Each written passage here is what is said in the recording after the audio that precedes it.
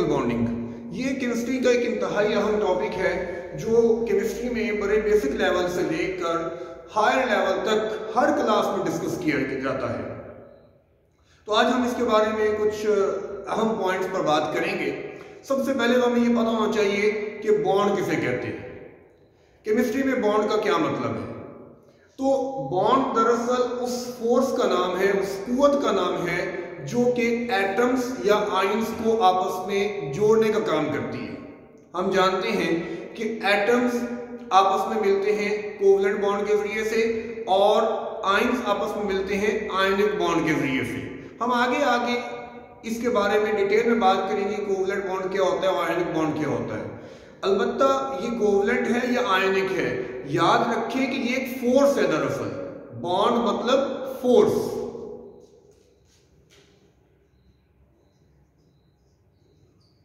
और ये वो फोर्स होती है जो एटम को एटम के साथ लिंक करती है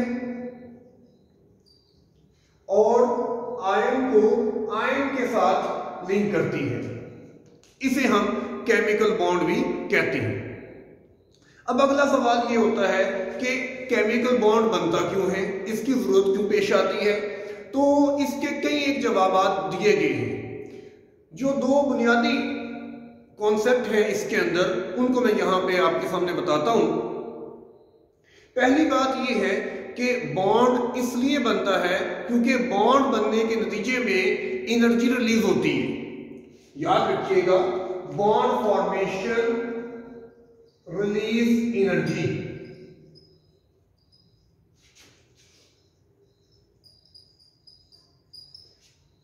अब जब एनर्जी रिलीज की जाती है तो इसका क्या मतलब है? इसका मतलब यह है कि सिस्टम स्टेबिलिटी की तरफ मूव कर जाएगा, सिस्टम स्टेबल हो जाएगा। पहली बात यह समझ आती है कि बॉन्ड इसलिए बनते हैं क्योंकि बॉन्ड बनने के प्रोसेस में सिस्टम स्टेबलाइज होता है और कायनात में हर चीज अपने आप को स्टेबल करना चाहती है, हर चीज अपनी एनर्जी को कम करना चाहती है। तो पहली बात यह होगी। दूसरी बात यह है कि हम देखते हैं कि कई एक एटम ऐसे हैं जो अमूमन बॉन्ड फॉर्मेशन में हिस्सा नहीं लेते, उन्हें हम नोबल गैसेस भी कहते हैं। और नोबल गैसेस में जो एलिमेंट्स शामिल हैं उनके बारे में आप जानते हैं, helium, neon, argon, krypton, xenon और रेडॉन। इनके बारे में एक जनरल कॉन्सेप्ट ये है कि ये बॉन्ड फॉर्मेशन में हिस्सा नहीं लेती।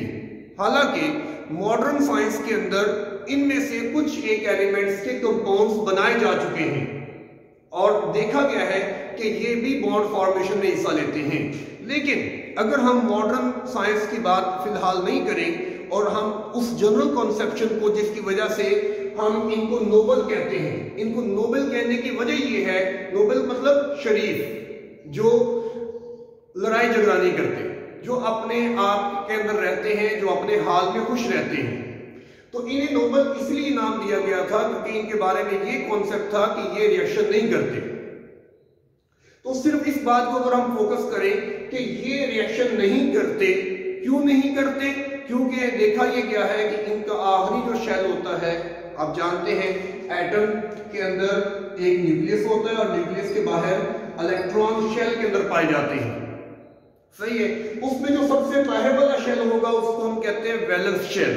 सबसे बाहर वाले शेल को हम कहेंगे वैलेंस शेल।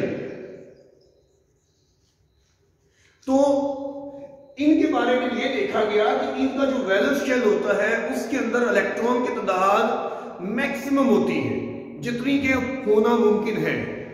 सही है। आप जानते हैं बोहर के मॉडल के मुताबिक हम करते हैं कि पहले शेल में 2 इलेक्ट्रॉन, दूसरे में 8, तीसरे में 8 और इस तरह से फोन आगे चलता है। तो इनके अंदर वैलेंस शेल में इलेक्ट्रॉन की तादाद मैक्सिमम होती है, यानी जितनी होनी चाहिए उतनी होती है। तो इसलिए ये बॉन्ड फॉर्मेशन में हिस्सा नहीं लेते। और हम देखते हैं कि दूसरे जो एलिमेंट्स हैं उनके अंदर ऐसा नहीं होता। तो ये भी एक वजह समझी जाती है कि दरअसल बाकी एलिमेंट्स जो कि नोबल गैसेस के अलावा हैं, वो एलिमेंट्स अपना वैलेंस शेल मुकम्मल करना चाहते हैं, इसलिए बॉन्ड फॉर्मेशन करते हैं। अब बॉन्ड फॉर्मेशन होती कैसे है? उसके लिए तरीकाकार क्या है? तो तरीकाकार ये है कि एटम अपना वैलेंस शेल मुकम्मल करेगा, उसके लिए या तो वो इलेक्ट्रॉन का लॉस या गेन करेगा, और उसके अलावा एटम क्या करेगा, एटम इलेक्ट्रॉन को शेयर करेगा। तो ये दो बुनियादी तरीके हैं कि जिनके जरिए से एटम अपना ऑक्टेट मुकम्मल करेगा या डुप्लेट मुकम्मल करेगा। डुप्लेट का क्या मतलब होता है? 2, और ऑक्टेट का मतलब क्या होता है? 8। हम कहते हैं डुप्लेट। डुप्लेट रूल कि कोई एटम अपने वैलेंस शेल में 2 इलेक्ट्रॉन पूरे कर ले, और ऑक्टेट कि कोई एटम अपने वैलेंस शेल में 8 इलेक्ट्रॉन पूरे कर ले। 2 इलेक्ट्रॉन पूरे कर लेगा, डुप्लेट रूल कहलाएगा, 8 पूरे कर लेगा और ऑक्टेट कहलाएगा। इसमें कुछ एग्जांपल्स हैं, अब उन एग्जांपल्स को जरा देखें। जैसा कि अगर हम लिथियम की बात करें तो लिथियम का एटॉमिक नंबर 3 होता है। हम इसकी इलेक्ट्रॉनिक कन्फिग्रेशन जानते हैं 1s2 2s1। तो लिथियम क्या करती है? लिथियम ऐसा करती है कि अपना ये वाला जो शेल है इसके अंदर से इस इलेक्ट्रॉन को निकाल देती है। अगर मैं इसको पिक्चर की सूरत में आपके सामने बनाऊं तो ये पिक्चर कुछ इस तरह से बनेगी। अब जब ये एक इलेक्ट्रॉन निकालेगी तो क्या होगा? माइनस वाला इलेक्ट्रॉन निकाल दिया तो ये क्या रह जाएगा? ये बच जाएगा ये हमारे सामने क्या था? लिथियम। अब ये क्या बन गया? Lithium ion. इलेक्ट्रॉन निकालने की वजह से उस पर प्लस चार्ज आ गया। अब देखें इसके पास जो आखिरी शेल है उसमें 2 इलेक्ट्रॉन है, सो यहां पे क्या अप्लाई हो रहा है? डुप्लेट रूल अप्लाई हो रहा है। अच्छा, एक और एग्जांपल लेते हैं हाइड्रोजन की। हाइड्रोजन इसके पास 1 इलेक्ट्रॉन होता है, कॉन्फ़िगरेशन क्या है? 1s1। तस्वीर की सूरत में अगर हम इसको लिखेंगे तो किस तरह से लिखेंगे? ये न्यूक्लियस, ये हाइड्रोजन का 1 इलेक्ट्रॉन। अब ये क्या करेगा? अगर ये 1 इलेक्ट्रॉन गेन करता है तो गेन करने की सूरत में आप देखें कि हाइड्रोजन के वैलेंस शेल में 2 इलेक्ट्रॉन पूरे हो जाते हैं। अब जो कि इसने इलेक्ट्रॉन लिया है तो इस पर आएगा नेगेटिव चार्ज। पॉजिटिव चार्ज आता है इलेक्ट्रॉन के कम होने से, और नेगेटिव चार्ज आता है इलेक्ट्रॉन के ज्यादा होने से, क्योंकि हम जानते हैं कि इलेक्ट्रॉन पे नेगेटिव चार्ज है। तो आप देखेंगे इन दोनों एग्जांपल में डुप्लेट रूल अप्लाई हो रहा है, क्योंकि अपने आखिरी शेल के अंदर 2 इलेक्ट्रॉन मुकम्मल किए जा रहे हैं। इसके बाद अगर हम बात करते हैं ऑक्सीजन की, oxygen atomic number 1, configuration 1s2 2s2 2p4। इसकी शक्ल कैसे बनेगी? नोट करें, न्यूक्लियस, पहला शेल, दूसरा शेल। पहले शेल में 2 इलेक्ट्रॉन, दूसरे शेल में 6 इलेक्ट्रॉन। अब ये क्या करती है? ये 2 इलेक्ट्रॉन रिसीव करती है। तो जब ये 2 इलेक्ट्रॉन रिसीव करती है तो आप नोट करेंगे कि पहले शेल में तो 2 थे, अब दूसरे शेल में 2 में 6 में 2 जमा हो जाएंगे तो ये टोटल बन जाएंगे 8। तो इस तरह ऑक्सीजन के वैलेंस शेल में 8 इलेक्ट्रॉन पूरे हो जाते हैं। तो अब ये क्या बन जाता है? ये बन जाता है ऑक्साइड। अब ये ऑक्सीजन नहीं रहेगा, ये बन जाएगा ऑक्साइड। इसी तरह से अगर हम बात करें सोडियम की, सोडियम के पास 11 इलेक्ट्रॉन होते हैं। कॉन्फ़िगरेशन क्या है? 1s2 2s2 2p6 3s1। अगर मैं इसकी शक्ल बनाऊंगा तो शक्ल कैसे बनेगी? 3 शेल आपको बनाने पड़ेंगे, ठीक है? 1 2 3। नोट करें, पहले शेल में 2 इलेक्ट्रॉन, दूसरे में 8 इलेक्ट्रॉन, तीसरे में 1 इलेक्ट्रॉन। अब सोडियम क्या करती है? सोडियम अपना 1 इलेक्ट्रॉन लूज करती है, और जब वो अपना इलेक्ट्रॉन लूज करेगी तो उसके नतीजे में उसका बाहर वाला जो शेल होता है वो खत्म हो जाएगा। अब उसका जो बाहर वाला शेल बचेगा उसमें आप देख सकते हैं कि 8 इलेक्ट्रॉन बाकी हैं। इलेक्ट्रॉन निकल गए तो उस पर आ जाएगा पॉजिटिव चार्ज।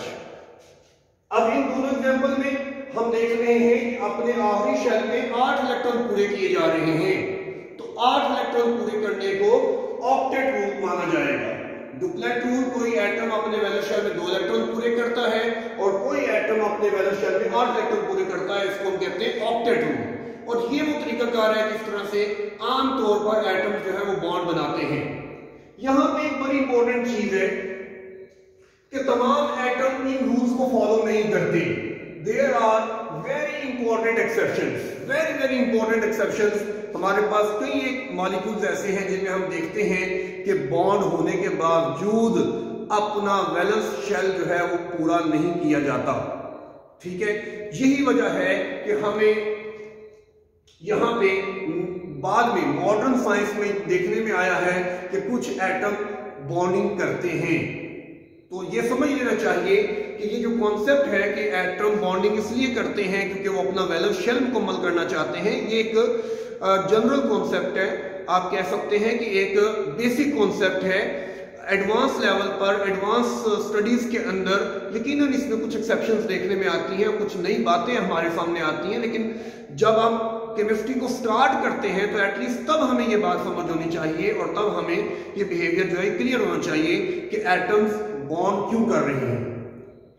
जब हम अगली क्लासों में जाएंगे, जब हम मजीद रिसर्चेस को स्टडी करेंगे, जब हम मॉडर्न साइंसेस की थ्योरीज को देखेंगे, तो हमें मजीद कॉन्सेप्ट जो है वो समझ आएंगे और फिर हमारा जो है वो कॉन्सेप्ट क्लियर होता जाएगा। लेकिन बेसिक लेवल पर ये देख लेना चाहिए कि एटम जो है वो बॉन्ड इसलिए करता है क्योंकि वो अपना वैलेंस शेल मुकम्मल करना चाहते हैं और उसमें कुछ एक्सेप्शंस भी होती हैं। वो एक्सेप्शंस कौन सी हैं उनका मैं यहां पे तस्करा जरूर करूंगा, like beryllium chloride.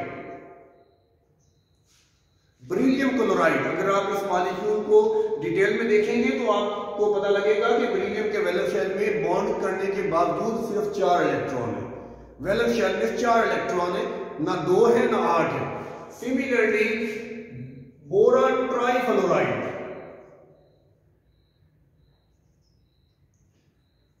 Phosphorus pentachloride, sulphur hexafluoride. तो इन तमाम मॉलिक्यूल्स में आप देख सकते हैं यहां 4 है, यहां 6 है, यहां 10 है, यहां 12 है, ना 8 ना 2। तो ये वो एस्पेक्ट है जो मॉडर्न स्टडीज के रास्ते खोलता है और इंशाल्लाह हम कभी इस पर भी बात करेंगे कि अगर ये जो बात है कि एटम वैलेंस शेल को पूरा करने के लिए बॉन्ड करते हैं, ये पूरी तरह से ठीक नहीं है, तो फिर पूरी बात जो ठीक है वो क्या है। लेकिन फिलहाल के लिए इतना हमारे लिए काफी है। स्टार्ट के ऊपर ये कॉन्सेप्ट रखना और इसको अंडरस्टैंड करना काफी है। मॉडर्न साइंस की तरफ जब जाएंगे तो इंशाल्लाह हम इस पर डिटेल में बात करेंगे। अल्लाह हाफिज़।